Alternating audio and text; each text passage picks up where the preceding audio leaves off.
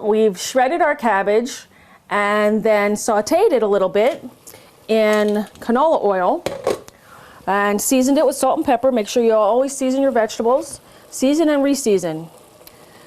Don't worry about doing that, okay? You have to be kind of assertive with that. Then we added our vegetable stock and braised it, and I can tell just by touching it that it's getting nice and tender. So we want to finish this with some rice vinegar and some mirin, and that's going to give it the sweet and sour aspect. Here's some rice vinegar. Scant quarter cup of rice vinegar.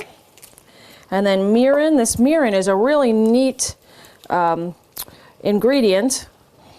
It's sweet and pungent and light at the same time. Not as heavy and drippy as honey. It can be used in place of honey in any recipe, especially a savory recipe. And I'm going to give that a little toss.